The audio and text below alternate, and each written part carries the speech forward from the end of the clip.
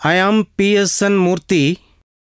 I welcome you to Prabuddha Bharat International 2020 India at 75 program of reading the Constitution of India.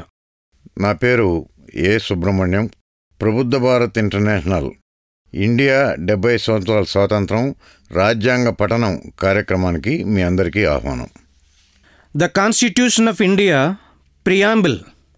We the people of India, having solemnly resolved to constitute India into a sovereign, socialist, secular, democratic republic and to secure to all its citizens justice, social, economic and political, liberty of thought, expression, belief, faith and worship, equality of status and of opportunity, and to promote among them all fraternity, assuring the dignity of the individual and the unity and integrity of the nation, in our Constituent Assembly, this 26th day of November 1949, do hereby adopt, enact and give to ourselves this Constitution. భారత రాజ్యాంగం Pitaka.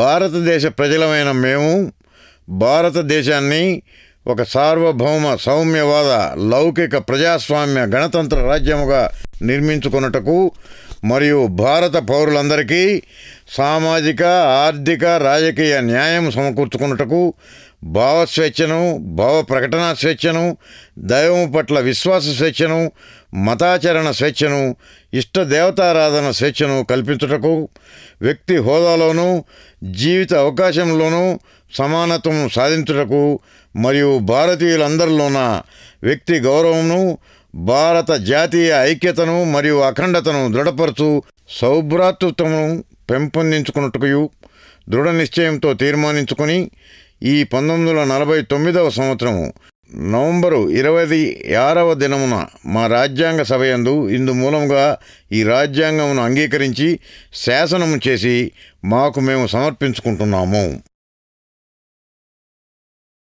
Reading of the Constitution, Episode 1.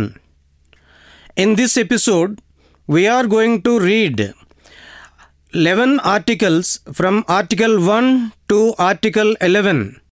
These 11 articles are covered in Part 1 and Part 2 of the Constitution. Part 1 of the Constitution deals with the Union and its territory. Part 2 of the Constitution deals with the citizenship in India. Prabuddha Bharat international సంస్థ తరఫున స్వాతంత్రం వచ్చిన 75 సంవత్సరాల సందర్భంగా జరుపుతున్న కార్యక్రమాల్లో భాగంగా రాజ్యాంగ పఠనం అనే ఈ కార్యక్రమాన్ని మొదలుపెట్టాం. మొదటి భాగంలో పీఠిక అధికరణం 1 నుంచి అధికరణం 11 వరకు చదువుతున్నాం. రాజ్యాంగం భాగం 1, భాగం 2 సంబంధించిన అంశాలు ఇందులో వస్తాయి. భారతదేశ భూభాగం ఎంతవరకు ఉన్నది, పౌరసత్వం ఏంటి, ఎలా వస్తుంది, ఎలా పోతుంది లాంటి అంశాలన్నీ ఈ భాగంలో చదువుతాం. Article 1. Article 1 is about the name and territory of the Union. Clause 1 says, India, that is Bharat, shall be a union of states. Clause 2. The states and the territories thereof shall be as specified in the first schedule. Clause 3. The territory of India shall comprise A. The territories of the states, B. The union territories specified in the first schedule, and C. Such other territories as may be acquired. రాజ్యాంగం భాగం 1 భారత సంఘం దాని భూభాగం. అధికరణం 1 భారత సంఘం పేరు మరియు భూభాగం. క్లాజ్ 1 ఇండియా అంటే భారతదేశము వివిధ రాష్ట్రాల సమ్మిళిత దేశంగా ఉంటుంది. క్లాజ్ 2 రాష్ట్రాలు వాటికి గల భూభాగాలు 1వ షెడ్యూల్లో పేర్కొనబడిన విధంగా ఉంటాయి. 3 భారతదేశం కలిగి ఉండే భూభాగం ఏ రాష్ట్రాల భూభాగములు, బి మొదటి షెడ్యూల్లో పేర్కొన్న సంఘ అధీన ప్రాంతములు. సి. భవిష్యత్తులో ఆర్జించే ఇతర భూభాగములతో కలిసి ఉంటుంది. Article 2. Article 2 is about admission or establishment of new states. It says, Parliament may by law admit into the Union or establish new states on such terms and conditions as it thinks fit. అధికరణం 2. భారత సంఘంలో నూతన రాష్ట్రాలను చేర్చుకొనుట లేదా స్థాపించుట. Parliament శాసనం ద్వారా దానికి సవ్యమనిపించే షరతులతో భారత సంఘంలోకి నూతన రాష్ట్రాలను చేర్చుకోవచ్చు లేక ఏర్పరచవచ్చు. అధికరణం 2A.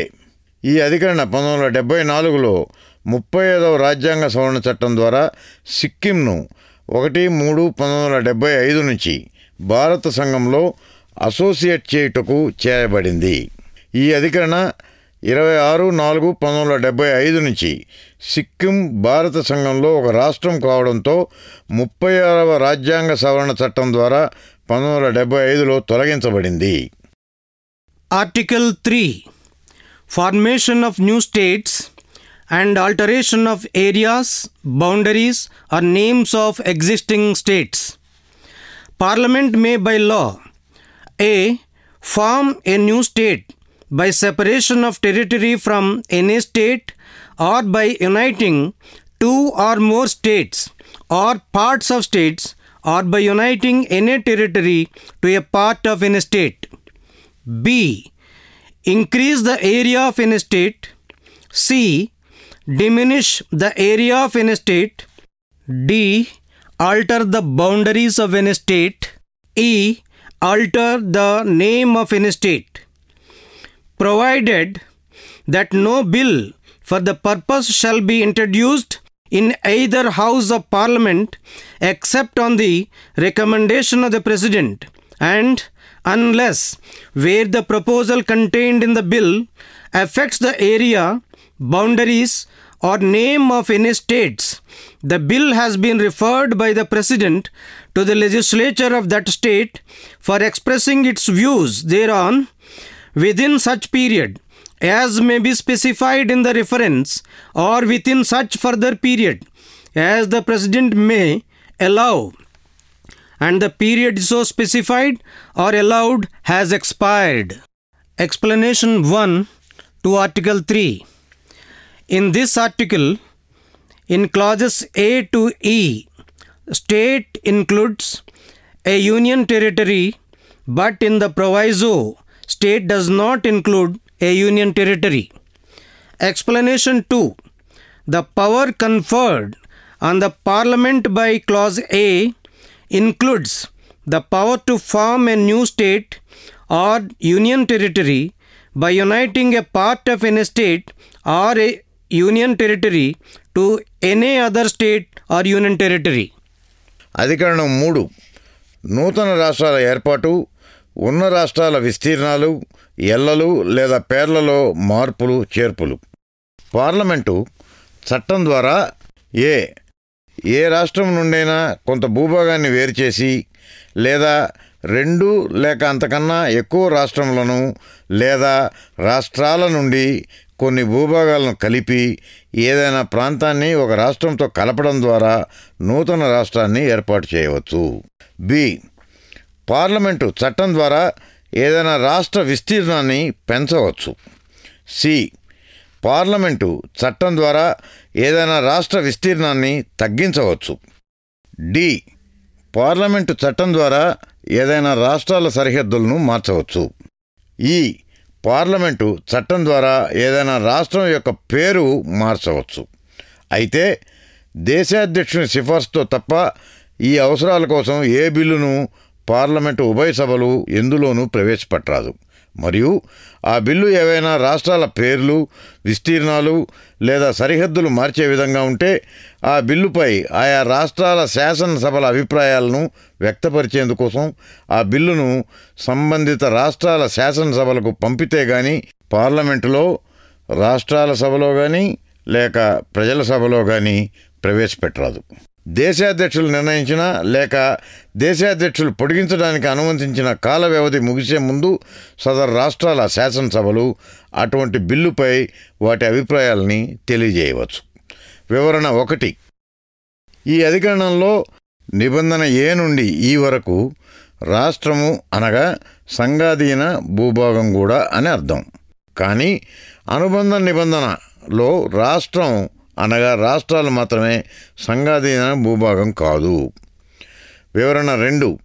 ఒక రాష్ట్రాన్ని లేక సంఘాధీన భూభాగంలో కొంత భాగాన్ని మరేదైనా రాష్ట్రం లేక సంఘాధీన ప్రాంతంలో కలిపిన కొత్త రాష్ట్రాన్ని లేదా సంఘాధీన భూభాగాన్ని ఏర్పాటు చేయడానికి కూడా నిబంధన ఏ ద్వారా పార్లమెంటు అధికారాన్ని కలిగి ఉంటుంది. Article 4. Laws made under Articles 2 and 3 to provide for the amendment of the first and the fourth schedules and supplemental, incidental and consequential matters. Clause 1.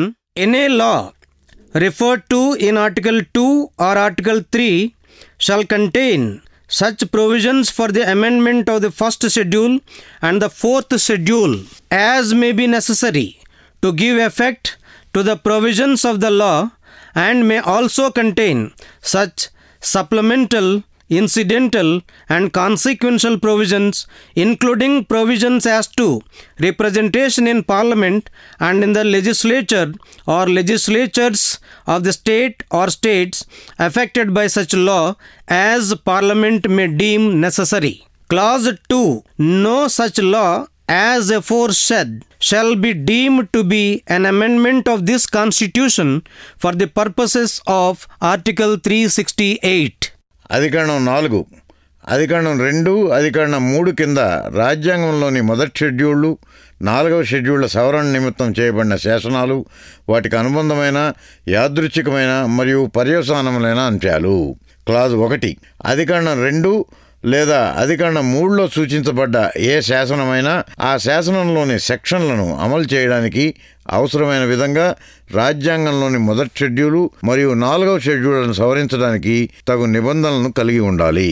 మరియు పార్లమెంటు అవసరమని తలంచిన మేరకు తదనుబంధమైన యాదృచ్ఛికమైన పర్యవసానమైన నిబంధనలను కూడా కలిగి ఉండాలి. వాటిలో పార్లమెంటు మరియు ఆ చట్టం వలన ప్రభావితమైన రాష్ట్ర లేదా రాష్ట్రాల శాసనసభల్లో ప్రాతినిధ్యం వంటి అంశాలు ఉంటాయి. క్లాజ్ 2. ముందు చెప్పిన విధంగా చేయబడిన ఏ శాసనము రాజ్యాంగ అధికరణ 368 కింద చేయబడ్డ రాజ్యాంగ సవరణగా పరిగణించబడదు. Part 2. Citizenship. Article 5. Citizenship at the commencement of the Constitution. At the commencement of this Constitution, every person who has his domicile in the territory of India and A. who was born in the territory of India, or B. either of whose parents was born in the territory of India, or C. who has been ordinarily resident in the territory of India for not less than 5 years immediately preceding such commencement shall be a citizen of India. భారత రాజ్యాంగం 2వ భాగం పౌరసత్వం. అధికరణం 5. రాజ్యాంగం అమల్లోకి వచ్చిన తరుణంలో పౌరసత్వం. భారత రాజ్యాంగం అమల్లోకి వచ్చినప్పటికీ భారత భూభాగంలో శాశ్వత నివాసం గల ప్రతి వ్యక్తి మరియు ఏ భారత భూభాగంలో జన్మించిన వారు భారతదేశ పౌరులవుతారు, లేక బి తమ తల్లిదండ్రుల్లో ఏ ఒకరైనా భారత భూభాగంలో జన్మించిన వారు భారతదేశ పౌరులవుతారు, లేక సి రాజ్యాంగం అమలు తేదీకి పూర్వం 5 ఏళ్లకు తక్కువ కాకుండా భారత భూభాగంలో సాధారణ నివాసిగా ఉన్నవారు భారతదేశ పౌరులవుతారు. Article 6. Rights of citizenship of certain persons who have migrated to India from Pakistan. Notwithstanding anything in Article 5, a person who has migrated to the territory of India from the territory now included in Pakistan shall be deemed to be a citizen of India at the commencement of this Constitution if A. he or either of his parents or any of his grandparents was born in India as defined in the Government of India Act 1935 as originally enacted, and B1, in case where such person who so migrated before the 19th day of July 1948, he has been ordinarily resident in the territory of India since the date of his migration, or 2, in case where such person has so migrated on or after the 19th day of July 1948, he has been registered as a citizen of India by an officer appointed in that behalf by the government of the Dominion of India on the application made by him, therefore, to such officer before the commencement of this Constitution in the form and manner prescribed by the government, provided that no person shall be so registered unless he has been resident in the territory of India for at least 6 months immediately preceding the date of his application. అధికరణం 6. పాకిస్తాన్ నుండి భారతదేశానికి వలస వచ్చిన కొందరు వ్యక్తుల పౌరసత్వ హక్కులు. 5వ అధికరణంలో ఉన్నదాంతో నిమిత్తం లేకుండా ప్రస్తుతం పాకిస్తాన్గా పిలువబడుతున్న భూభాగం నుండి భారత భూభాగానికి వలస వచ్చిన ప్రతి వ్యక్తి భారత పౌరునిగా పరిగణించబడతారు. అయితే ఏ ఆ వ్యక్తి లేదా తన జనకుల్లో ఒకరు లేదా తన జనకుల జనకుల్లో ఎవరైనా 1935 భారత ప్రభుత్వ అసలుగా చేయబడ్డ చట్టంలో నిర్వచించబడిన భారత భూభాగంలో పుట్టి ఉండాలి, మరియు ఆ వ్యక్తి లేదా ఆ వ్యక్తి తల్లిదండ్రులు లేదా వారి తల్లిదండ్రుల్లో ఎవరైనా ఒకరు భారత ప్రభుత్వ చట్టం 1935 సవరణలకు ముందు నిర్వచించబడినట్లు భారత భూభాగంలో పుట్టి ఉండాలి.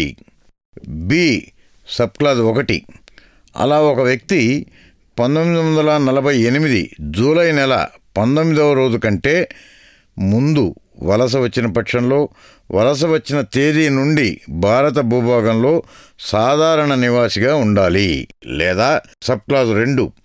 అలా ఒక వ్యక్తి 1948 జూలై నెల 19వ రోజు కానీ ఆ తర్వాత కానీ వలస వచ్చుంటే భారతదేశం తరఫున భారత ప్రభుత్వంచే నియమించబడిన అధికారి ఆ వ్యక్తి అర్జీ మేరకు తనను రాజ్యాంగంలో అమల్లోకి రాకముందు ప్రభుత్వం నిర్ణయించిన పత్రం ద్వారా నిర్ణయించిన పద్ధతి ప్రకారం నమోదు చేసి ఉండాలి. కానీ అట్టి నమోదు చేసే ముందు కనీసం 6 నెలలైనా భారత భూభాగంపై నివాసం ఉండని ఏ వ్యక్తికి ఆ విధంగా నమోదు చేయరాదు. Article 7. Rights of citizenship of certain migrants to Pakistan.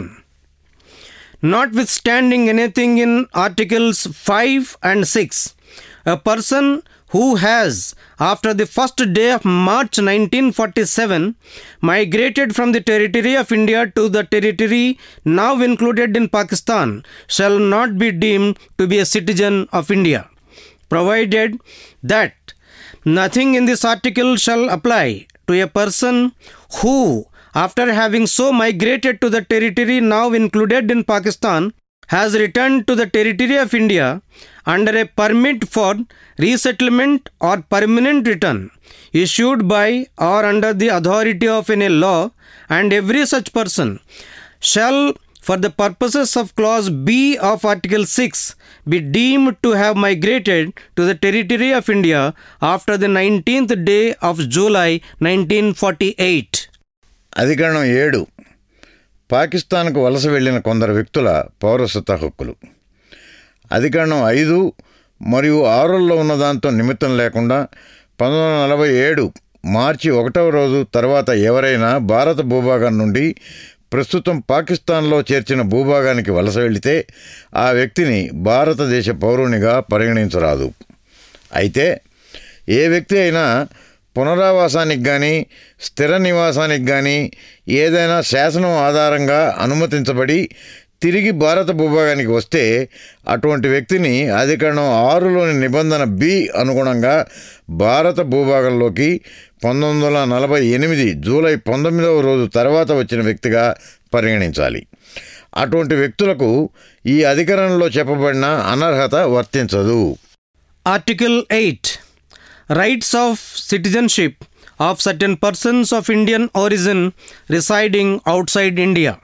Notwithstanding anything in Article 5, in a person who or either of whose parents or any of whose grandparents was born in India as defined in the Government of India Act 1935 as originally enacted, who is ordinarily residing in any country outside India as so defined, shall be deemed to be a citizen of India if he has been registered as a citizen of India by the diplomatic or consular representative of India in that country where he is for the time being residing on an application made by him.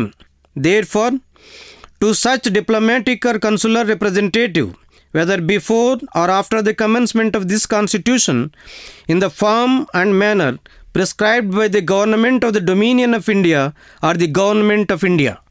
అధికరణం 8. భారత భూభాగానికి బయట నివసిస్తున్న కొందరు భారత సంతతి వ్యక్తుల పౌరసత్వ హక్కులు. అధికరణం 5లో ఉన్నదాంతో నిమిత్తం లేకుండా భారత ప్రభుత్వ చట్టం 1935 ప్రకారం భారతదేశ భూభాగంలో పుట్టిన వ్యక్తి లేదా తన జనకులు ఎవరైనా లేదా జనకుల జనకుల్లో ఎవరైనా భారత భూభాగంలో పుడితే అటువంటి వ్యక్తి సాధారణంగా విదేశాల్లో నివాసి అయి ఉన్నా తాను భారతదేశ పౌరుడుగా పరిగణించబడతాడు. అయితే ఆయా దేశాల్లోని భారత రాయబారి లేదా దౌత్య ప్రతినిధి ఆ వ్యక్తి అభ్యర్థన మేరకు రాజ్యాంగం అమలుకు ముందు కానీ తర్వాత కానీ భారత డొమినియన్ ప్రభుత్వంచే లేదా భారత ప్రభుత్వంచే నిర్ధారించిన పత్రం ద్వారా నిర్దేశించిన పద్ధతిలో ఆ వ్యక్తిని భారతదేశ పౌరునిగా నమోదు చేసి ఉండాలి. Article 9. Persons voluntarily acquiring citizenship of a foreign state not to be citizens. No person shall be a citizen of India by virtue of Article 5 or be deemed to be a citizen of India by virtue of Article 6 or Article 8 if he has voluntarily acquired the citizenship of any foreign state. అధికరణం 9. స్వచ్ఛందంగా విదేశీ పౌరసత్వాన్ని పొందిన వ్యక్తులు భారతదేశ పౌరులుగా ఉండకూడదు. అధికరణం 5 కారణంగా భారతదేశ పౌరులైనా లేదా అధికరణ 6 లేదా అధికరణ 8 ప్రకారం భారతదేశ పౌరులుగా పరిగణించబడినప్పటికీ స్వచ్ఛందంగా విదేశీ పౌరసత్వాన్ని పొందిన ఏ వ్యక్తి భారతదేశ పౌరుడుగా పరిగణించబడడు. Article 10. Continuance of the rights of citizenship. Every person who is or is deemed to be a citizen of India under any of the foregoing provisions of this part shall, subject to the provisions of any law that may be made by Parliament, continue to be such citizen. అధికరణం 10. భారతదేశ పౌరసత్వ హక్కుల కొనసాగింపు. ఈ భాగంలోని ఇంతవరకు చెప్పబడిన అధికరణాల ద్వారా భారత పౌరుడైన లేదా భారత పౌరుడిగా పరిగణించబడిన ప్రతి వ్యక్తి పార్లమెంటుచే చేయబడిన శాసనాలకు లోబడి భారత పౌరుడిగా కొనసాగుతారు. Article 11. Parliament to regulate the right of citizenship by law. Nothing in the foregoing provisions of this part shall derogate from the power of Parliament to make any provision with respect to the acquisition and termination of citizenship and all other matters relating to citizenship. అధికరణం 11. భారత పౌరసత్వ హక్కును parliament శాసనం ద్వారా నియంత్రిస్తుంది. ఈ భాగంలో ఇంతవరకు ఉన్న అధికరణాలు ఏవి పౌరసత్వ కల్పన మరియు రద్దుకు సంబంధించి మరియు పౌరసత్వ సంబంధమైన సమస్త ఇతర విషయాల్లోనూ పార్లమెంటుకు గల అధికారాలను తగ్గించజాలవు. సూచిక. ఈ నిబంధన ఆధారంగానే భారత పౌరసత్వ చట్టం 1955లో 57వ చట్టంగా చేయబడింది.